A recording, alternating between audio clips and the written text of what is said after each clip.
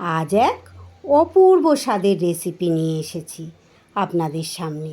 নমস্কার বন্ধুরা, Rupa's simple and daily লাইফে আপনাদের সবাইকে অনেক অনেক স্বাগত। ঠাকুরবাড়ির নাম শুনলেই বা মনে এলেই একটা অন্যরকম অনুভূতি হয়। আর এই ঠাকুরবাড়ির যে কোনো রেসিপিই কিন্তু একটা ঐতিহ্যবাহী। আজ আমি আপনাদের সামনে শেয়ার করতে চলেছি ঠাকুরবাড়ির এক দুর্দান্ত স্বাদের রেসিপি, ঝিঙে ঘন্ট। খুব সামান্য উপকরণে খুব কম সময়ে তৈরি করে নেওয়া যায় এই লোভনীয় রেসিপিটি। এটা আপনারা গরম ভাতে দারুণ লাগবে খেতে। তাহলে চলুন শুরু করি আজকে সেই অসামান্য রেসিপিটি।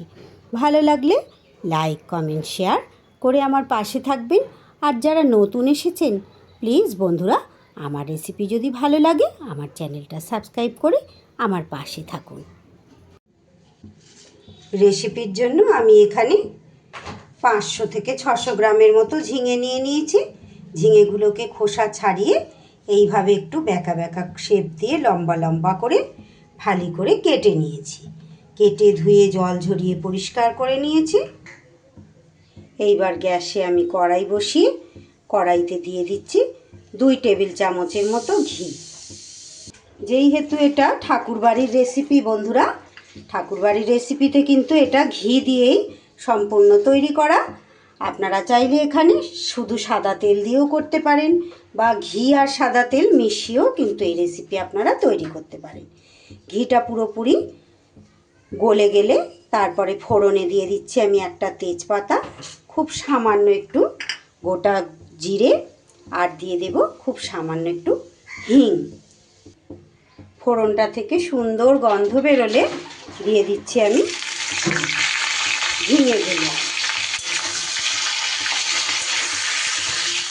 ঝিঙেগুলো দিয়ে আমি ভালো করে ঘিয়ের মধ্যে একটু নাড়াচাড়া করে নেব। 2 মিনিটের মতো আমি ঝিঙেটা নাড়াচাড়া করে নিয়ে এইবার দিয়ে দিলাম নুন, আর দিয়ে দেব সামান্য একটু গুঁড়ো মশলা। এখানে 1/2 চা চামচ ধনে গুঁড়ো আর 1/2 চা চামচ জিরে গুঁড়ো আছে। ঠাকুরবাড়ির রেসিপিতে কিন্তু সব সময় গোটা মশলার ব্যবহার হয় বন্ধুরা। গোটা মশলাকে শিলে বেটে ব্যবহার করা হয়, কিন্তু এখন তো আর আমাদের মশলা বাটার চলটা প্রায় উঠেই গেছে, তাই আমি এখানে কিন্তু গুঁড়ো মশলাই ব্যবহার করলাম। আপনারা চাইলে এখানে গোটা মশলা যদি শিলে বেটে দিতে পারেন, তবে এভাবে গুঁড়ো মশলা দিলেও কিন্তু মন্দ হবে না। এবার এরই মধ্যে দিয়ে দিচ্ছি 2 কাঁচা লঙ্কা। সুন্দর করে নাড়িয়ে চাড়িয়ে কষিয়ে নিতে হবে। এইবার আমি এখানে দিয়ে দিচ্ছি খুব সামান্য একটু চিনি। যেহেতু নিরামিষ রেসিপি, তাই চিনিটা দিলে কিন্তু স্বাদের ব্যালেন্স হবে। এটা আপনারা চাইলে স্কিপ করতে পারেন, কিন্তু চিনিটা দিলে স্বাদটা কিন্তু খুব সুন্দর লাগবে খেতে। সব কিছু ভালোভাবে মিশিয়ে আবারও কয়েক সেকেন্ড নাড়াচাড়া করে নিয়ে এইবার দিয়ে দেব আমি এখানে 200 ml দুধকে আমি আগে থেকে ফুটিয়ে একদম নর্মাল টেম্পারেচার করে রেখেছি, সেইটা দিয়ে দিলাম। আর ওই দুধের বাটিটাই ধুয়ে খুব সামান্য একটু জল দিয়ে দিলাম।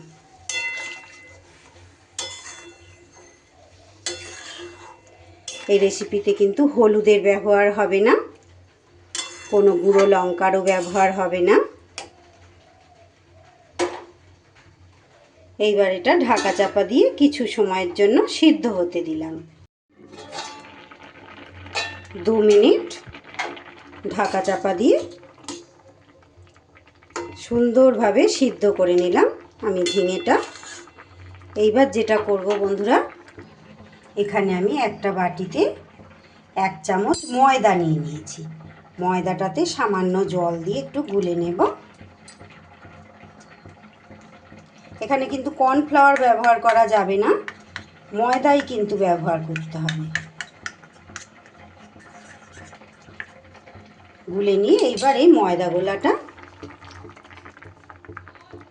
রেসিপির মধ্যে দিয়ে দিলাম। এটা একটা কারণেই দেয়া, যে একটা রেসিপিটা একটা থিকনেস ভাব আসবে, একটু ঘন ঘন হবে, মাখা মাখা।